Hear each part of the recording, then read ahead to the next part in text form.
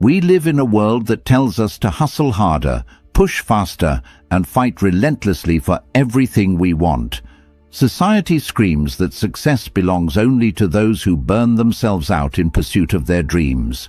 But what if I told you that the ancient Stoics discovered something completely different? What if the secret to manifesting everything you desire isn't found in frantic action, but in the profound peace of letting go? Marcus Aurelius, the most powerful man in the Roman Empire, wrote in his personal journal, "Confine yourself to the present." He understood that when we stop fighting the current of life and start flowing with it, miracles begin to happen. The Stoics weren't passive dreamers. They were warriors who conquered through wisdom, not force. Think about water for a moment. It doesn't struggle against the rocks in its path. Instead, it flows around them, over them, through them, and eventually it shapes the entire landscape. This is the power of relaxed intention, the ability to hold your desires lightly while trusting the natural order of things to bring them to fruition. When you're constantly stressed about your goals, when you're gripping so tightly to outcomes that your knuckles turn white, you're actually pushing away the very things you want most. Anxiety creates resistance, and resistance blocks the flow of abundance into your life. The Stoics understood that our desperation often becomes the biggest obstacle between us and our dreams. But here's where it gets beautiful. When you truly relax into your desires, when you align with the natural rhythm of existence, you become magnetic to opportunities. You start noticing doors that were always open but invisible to your stressed mind. You begin attracting the right people, circumstances, and resources, not through force, but through a calm confidence that tells the universe you're ready to receive. This isn't about becoming lazy or giving up on your dreams. It's about discovering the difference between effortless action and exhausting struggle. It's about learning to plant seeds with intention and then trusting the soil, the rain, and the sun to do their work. The Stoics called this amor fati, love of fate, the deep acceptance that everything unfolds exactly as it should. Today, I'm going to share with you 10 profound Stoic principles that will transform how you approach manifestation. These aren't just theories, they're practical wisdom that has been tested by thousands of years of human experience. Each principle will show you how to release the tension that's been blocking your blessings and step into the flow state where miracles become natural. Before we dive deep into this life-changing wisdom, I need you to do something. Hit that like button right now. It tells me you're ready for transformation. If that speaks to you, type this in the comments to anchor it in your heart. When I relax, life flows to me. Share this video with someone who needs to hear this message. Subscribe to this channel because we're just getting started on this journey together. And please, don't skip any part of this video. Number 1. The art of detached desire. Here's the paradox that drives most people crazy. The more desperately you want something, the more it seems to slip away from you. But the Stoics discovered something revolutionary about human desire that modern psychology is only beginning to understand. Epictetus, who went from slave to one of history's greatest philosophers, taught, "Wealth consists in not having great possessions, but in having few wants." This isn't about giving up your dreams. It's about understanding the difference between wanting something and needing it. When you need something, you create desperation. When you want something while being completely okay without it, you create magnetism. Think about the people in your life who seem to effortlessly attract what they want. They're not the ones constantly talking about what they lack or posting desperate affirmations on social media. They're the ones who hold their desires lightly, like a butterfly resting on their palm. They want beautiful things to happen, but they don't define their worth by whether those things arrive on their timeline. This is what the Stoics called preferred indifference. Yes, you prefer to have success, love, and abundance, but your inner peace doesn't depend on them. Your happiness isn't held hostage by external circumstances. This creates a powerful energy that actually draws opportunities toward you, because people and the universe itself are attracted to those who aren't needy. When you practice detached desire, you stop sending out desperate energy that repels what you want. Instead, you begin operating from a place of abundance, even before the physical manifestations arrive. You start making decisions from confidence rather than fear, and confident decisions almost always lead to better outcomes. The magic happens when you can say, "I would love for this to happen, and I'm taking inspired action toward it, but I'm genuinely okay if it doesn't happen exactly as I imagine." This isn't giving up. This is growing up. This is understanding that the universe often has something even better in mind than what your limited perspective can see. Practice this today. Hold your biggest desire in your mind, then take a deep breath and say, "This or something better." Feel how that releases the pressure and opens up infinite possibilities. Let this one sink into your soul and drop it in the comments if it resonates. I desire with peace, not desperation. Number 2. Present moment magnetism. Your mind is probably living everywhere except where your power actually exists, right here, right now. Most people spend their days mentally living in a future that hasn't happened yet, or replaying a past that can't be changed. But the Stoics understood something profound. All manifestation happens in the present moment, and when you're not here, you miss the magic. Seneca wrote, "True happiness is to enjoy the present without anxious dependence upon the future." This isn't just beautiful philosophy, it's practical magic. When your consciousness is fully present, you notice opportunities that your scattered mind would completely miss. You hear the casual comment that leads to your next big break. You feel the intuitive nudge to take a different route home, where you bump into exactly the right person. But here's what most people don't understand about presence. It's not just about awareness, it's about energy. When you're truly present, you're operating at your highest vibration. You're not carrying the heavy energy of past regrets or future anxieties. Your pure potential, and that energy is incredibly attractive to both people and circumstances. Think about the most magnetic people you know. They're not the ones constantly checking their phones or talking about what they're going to do someday. They're the ones who look you in the eye when you speak, who seem to have all the time in the world, who make you feel like you're the only person in the room. That's presence, and it's magnetic. The beautiful irony is that when you stop living for the future, you create a better future. When you stop trying to escape this moment becomes the launching pad for everything you've been dreaming of. Opportunities don't exist in tomorrow. They exist in the awareness you bring to today. Your breath is your anchor to the present. Every time you notice your mind wandering into what if or if only, come back to your breathing. Feel your feet on the ground.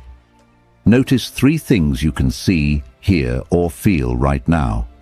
This isn't meditation, this is manifestation practice. The present moment isn't just where you exist, it's where you create. Stop living in the waiting room of your life and step into the reality where miracles are happening right now. Number 3. The wisdom of accepted resistance. Life is going to give you obstacles. That's not a possibility, that's a guarantee. But here's what separates those who manifest their dreams from those who stay stuck. How you relate to resistance determines whether it becomes your enemy or your teacher. Marcus Aurelius faced plagues, wars, and betrayals, yet he wrote, "The impediment to action advances action. What stands in the way becomes the way." This isn't just poetic language. This is the secret to turning every setback into a setup for something greater. When you stop fighting reality and start dancing with it, resistance becomes your greatest ally. Most people encounter an obstacle and immediately think the universe is working against them. They take it personally, get discouraged, and often give up entirely. But what if every obstacle is actually the universe's way of making you stronger, wiser, and more ready for what you're asking for? Consider the oyster and the pearl. The irritation of sand doesn't destroy the oyster. It creates something beautiful and valuable. Your obstacles aren't punishments. They're invitations to grow into the person who can handle the level of success you're requesting. When you accept resistance instead of resenting it, something magical happens. You stop wasting energy fighting what is, and you start using that energy to navigate through what is. You become like water again, flexible, persistent, and ultimately unstoppable. This doesn't mean you become passive or that you don't take action. It means you take inspired action instead of desperate action. You respond instead of react. You look for the lesson in every challenge and the opportunity in every obstacle. The next time something doesn't go according to your plan, pause and ask, how is this actually serving my highest good? What is this experience trying to teach me? How is this making me stronger for what's coming? Sometimes the delay is protection. Sometimes the detour leads to something better than your original destination. Sometimes the no you receive is clearing the way for a much bigger yes. Trust the process, even when you can't see the bigger picture. The universe has a perspective you don't have access to, and it's always working in your favor, even when it doesn't feel that way. Comment this if you're ready to grow through the hard moments. I grow stronger through resistance, not weaker. Number 4, the power of inner authority. Here's a truth that will set you free.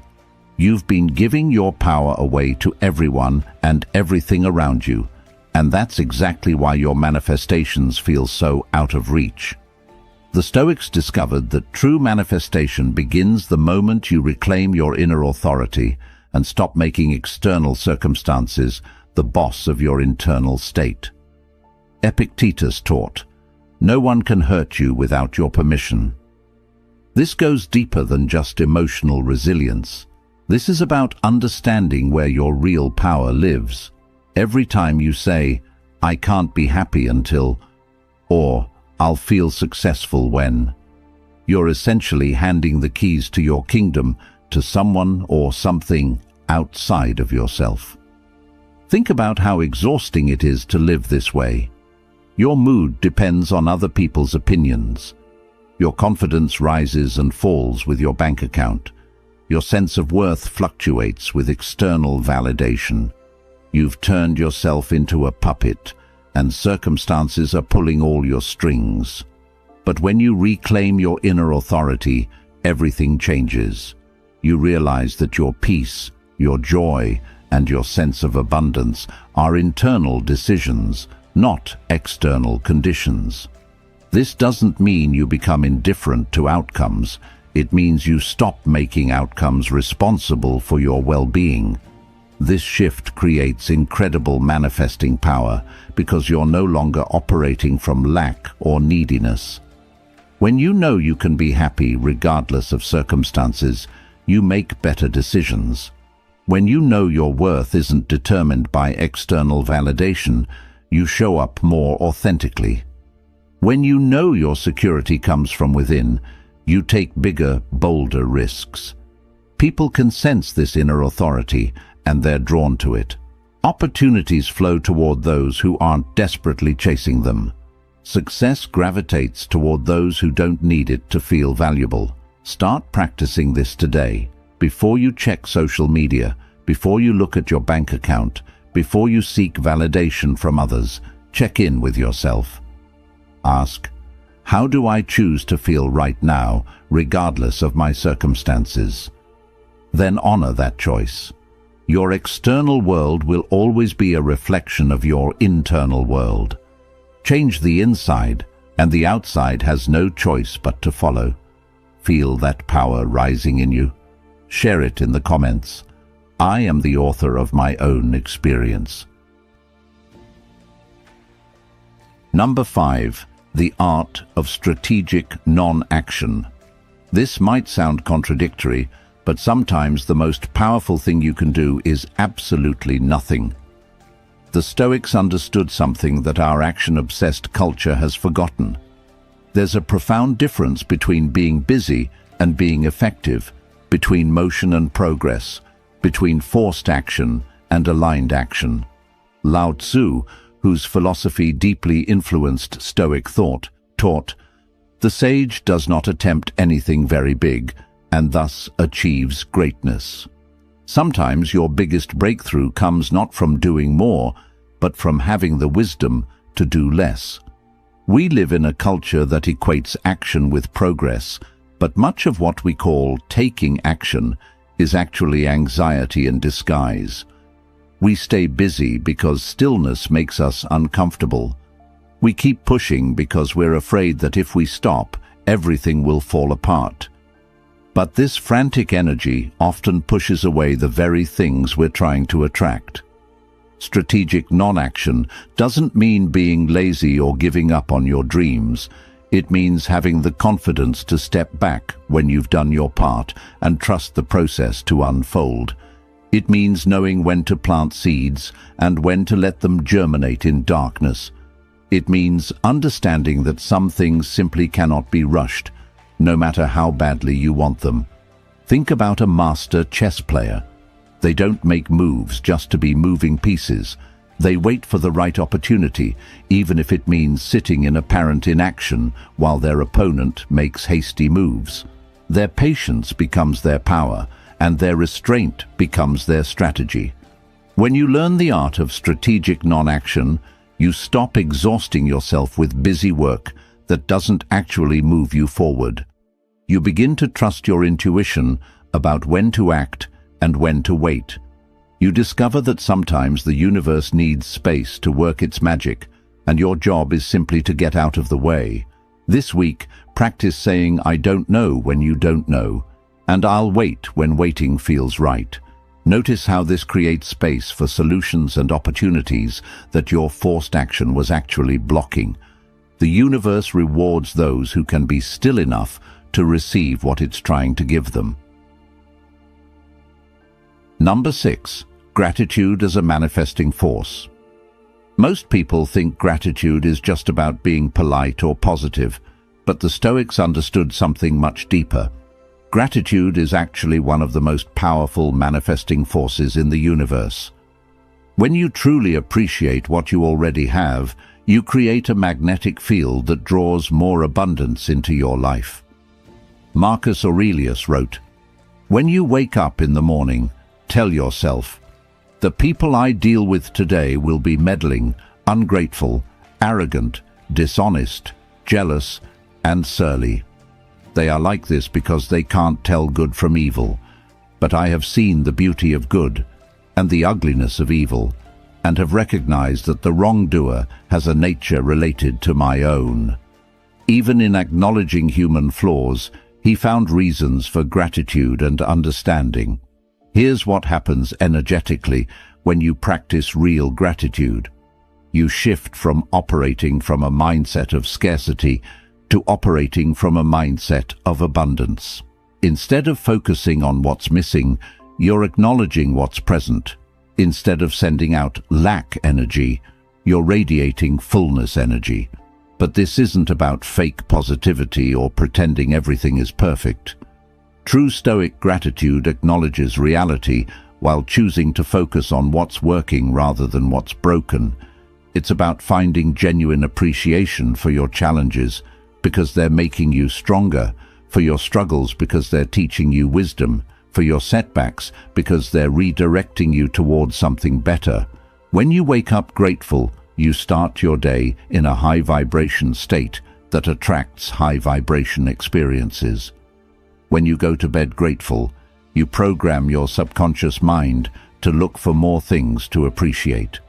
This creates an upward spiral where gratitude leads to more experiences worth being grateful for. The magic isn't just in feeling grateful, it's in expressing gratitude. Tell people how much they mean to you. Write thank you notes for small kindnesses. Acknowledge the beauty in ordinary moments. Appreciate your body for carrying you through life, your breath for sustaining you, your heart for continuing to beat. Gratitude turns what you have into enough, and enough is always the foundation for more. When the universe sees you appreciating what you've already been given, it trusts you with greater gifts. Number 7. The strength of emotional sovereignty. Your emotions are not happening to you, they're being created by you. This single realization contains enough power to transform your entire life. Yet most people spend years giving their emotional state away to circumstances, other people, and random events beyond their control. Seneca taught, "Every new thing excites the mind, but a mind that seeks the truth turns from the new and unknown to the eternal and divine."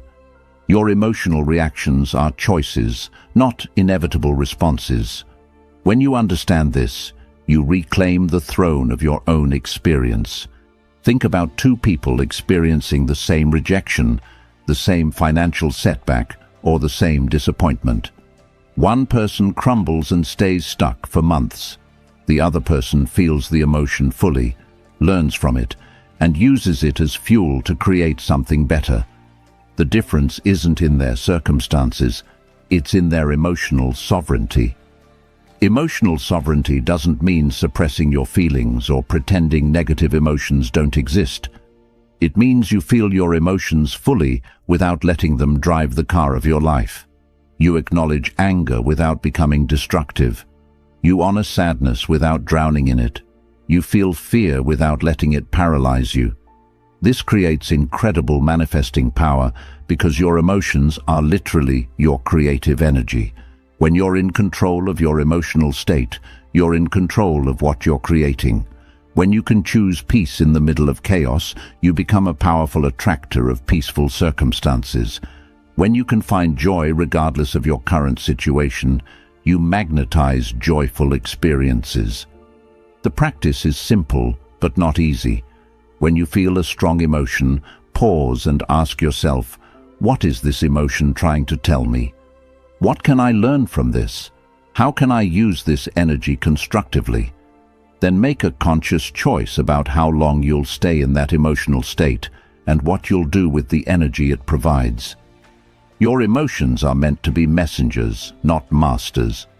They're designed to give you information and energy, not to control your decisions or determine your destiny. When you master your emotional world, you master your manifesting power. Say it with confidence in the comments if you're stepping into your emotional power. My emotions exist, but they do not control me. Number 8. The philosophy of enough. In a world that constantly tells you that you need more to be happy, the Stoics discovered a revolutionary secret. The feeling of enough is not about how much you have, it's about how you relate to what you have. When you master the philosophy of enough, you unlock a level of contentment and power that no external acquisition can provide. Seneca, one of the wealthiest men in Rome, wrote, "It is not the man who has too little, but the man who craves more, who is poor." This wasn't coming from someone who didn't understand material success. This was coming from someone who had everything the world said should make him happy, yet found his deepest fulfillment in something entirely different. The philosophy of enough doesn't mean settling for less or giving up on your dreams. It means recognizing that your happiness and sense of abundance aren't dependent on getting more stuff, more recognition, or more validation. It means understanding that the feeling you think you'll get from achieving your goals is actually available to you right now, in this moment, with what you already have. Here's the paradox that changes everything. When you genuinely feel like you have enough, you stop operating from desperation and start operating from abundance.